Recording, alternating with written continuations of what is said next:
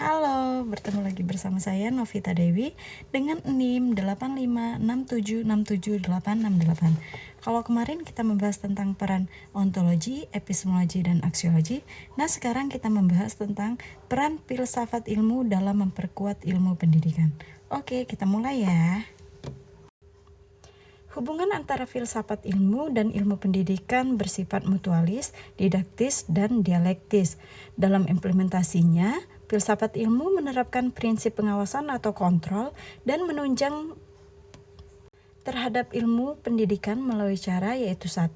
Mengawasi dan memperkuat eksistensi, yaitu filsafat ilmu memastikan ilmu pendidikan tidak kehilangan arah di tengah pergeseran paradigma. Yang kedua yaitu menjamin keilmiahan atau scientific. Filsafat ilmu mengawasi melalui fungsi saintifik yaitu menentukan kadar keilmiahan dari kesimpulan penelitian pendidik seperti PTK. Yang ketiga yaitu mengawal nilai-nilai aksiologis.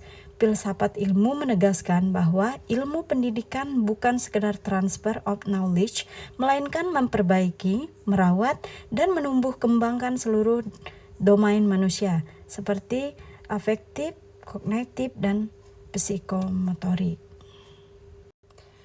Hubungan timbal balik ini terjadi karena pendidikan bukanlah objek pasif, melainkan laboratorium hidup bagi filsafat ilmu. Ada 3 yaitu 1. Menghasilkan pengetahuan dan teori baru, seperti praktik pendidik yang bermakna tidak hanya menerapkan teori yang sudah ada, akan tetapi juga melahirkan fenomena, tantangan, dan data baru di lapangan. Yang kedua yaitu menguji dan memperkuat isme-isme paham filsafat. Dalam pendidikan, terdapat 6 paham yang menjadi landasan berpikir, yaitu 1. Idealis, 2. Realis, 3. Pragmatis, 4. Humanis, 5. Behavioris, dan 6. Konstruktivis. Dan yang ketiga yaitu menghidupkan fungsi edukatif metodologi.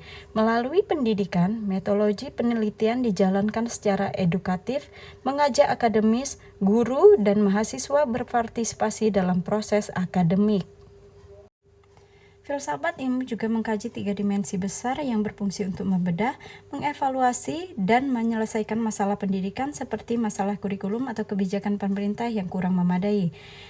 Yaitu 1. Dimensi ontologi atau apa yang dikaji, digunakan untuk membedah hakikat dari apa yang ingin dicapai dalam pendidikan. Ontologi memperjelas tujuan, output, dan outcomes pendidikan.